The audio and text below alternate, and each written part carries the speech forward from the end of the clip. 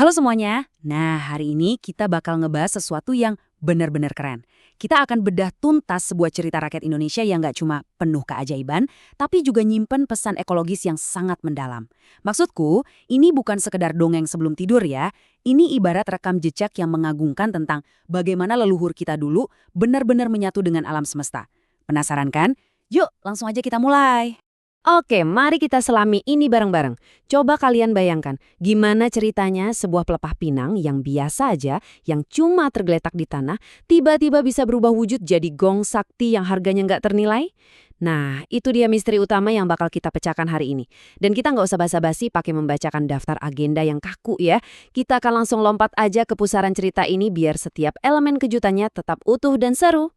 Bagian pertama, harmoni manusia dan alam. Nah, kisah kita ini bermula di sebuah zaman kuno. Zaman di mana hubungan manusia dan alam itu benar-benar sangat intim. Bahkan saking eratnya, nyaris seperti punya ikatan telepati. Jadi ceritanya, di sebuah kampung bernama Kamengmane, ada satu keluarga yang bisa dibilang sangat tidak biasa. Sang ayah, Wofa, punya 3 anak laki-laki dan 1 anak perempuan bungsu namanya Api Maolang. Si Api Maolang ini, aduh, nggak cuma cantik banget sampai jadi rebutan, tapi dia juga punya etos kerja yang luar biasa tangguh di kebun. Dan ngomong-ngomong soal silsilah keluarga, ibunya ini dulunya adalah jelmaan roh burung elang merah. Bayangan itu. Sayangnya, karena merasa dikhianati, sang ibu akhirnya milih balik ke alam wujud asalnya pas Api Maolang masih disusui. Garis keturunan magis ini penting banget buat kita perhatikan. Soalnya, ini menunjukkan seberapa melekatnya kehidupan keluarga mereka dengan dimensi alam liar.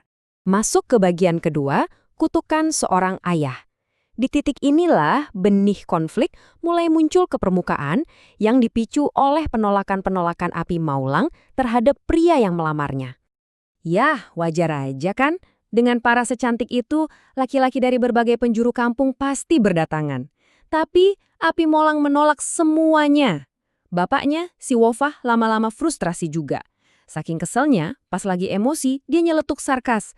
Apakah kamu ingin menikah dengan bangsa lain yang ada di udara atau di bawah bumi? Nah, catat baik-baik ya. Saya ingin kalian benar-benar mengingat momen ini. Kenapa?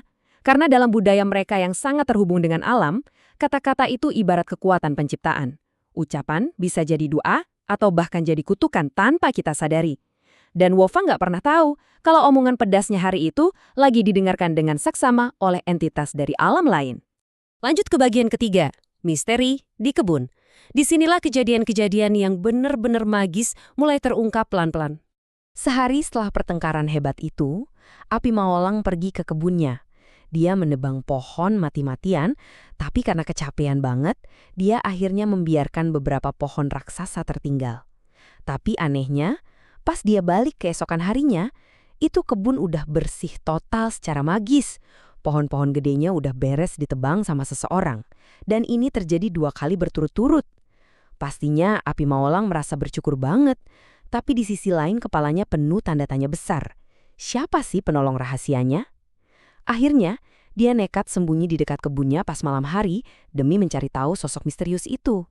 Nah, saat malam makin larut, di tengah keheningan hutan yang sangat gelap, Api Maolang menunggu dengan sabar. Pertanyaannya sekarang, siapa yang diam-diam membersihkan kebunnya? Apa beneran roh dari udara? Atau jangan-jangan entitas dari bawah bumi persis seperti celetukan sinis bapaknya waktu itu?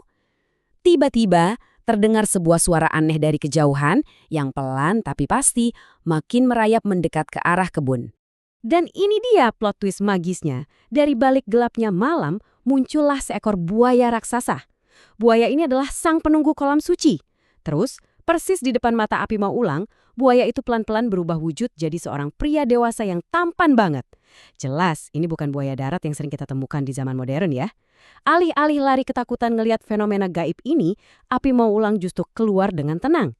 Dia menyapa pria itu dengan sangat lembut dan mengucapkan terima kasih atas bantuannya.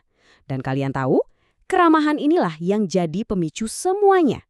Sejak pertemuan malam itu, mereka berdua jatuh cinta, menjalin asmara rahasia, dan Api Maolang benar-benar menyerahkan seluruh hatinya untuk sang pria buaya ini.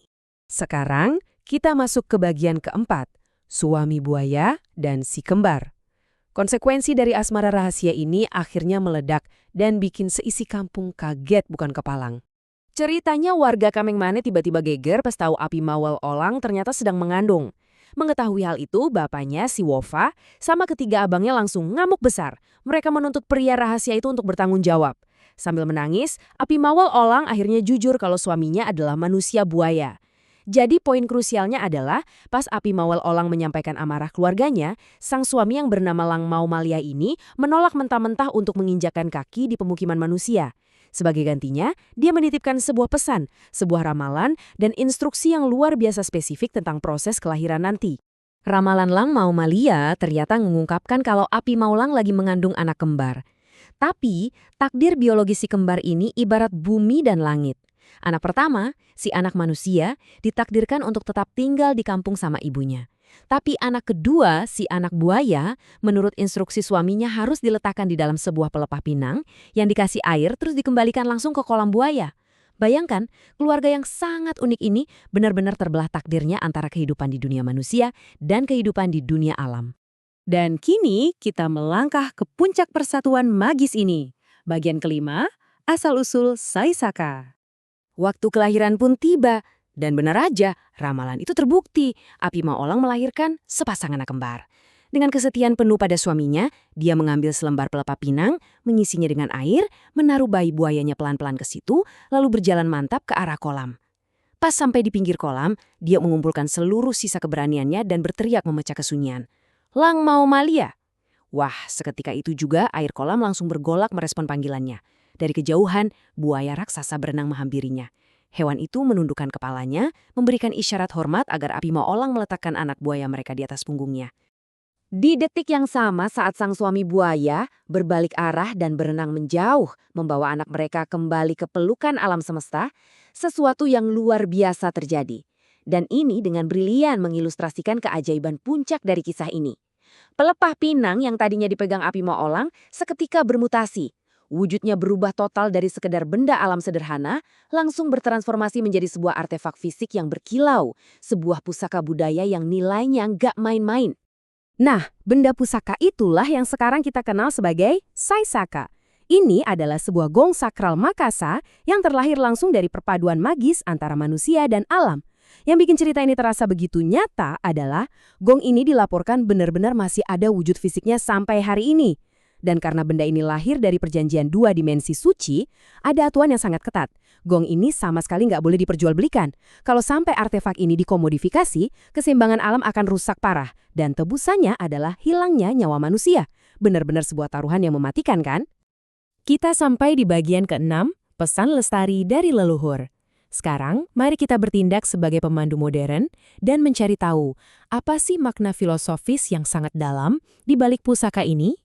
Mari kita rangkum 3 pelajaran inti dari leluhur kita yang bisa diaplikasikan ke kehidupan kita sekarang. Pertama, ucapan itu punya kekuatan besar. Masih ingat sindiran sarkastis Wofa tadi? Terkabul jadi nyata kan?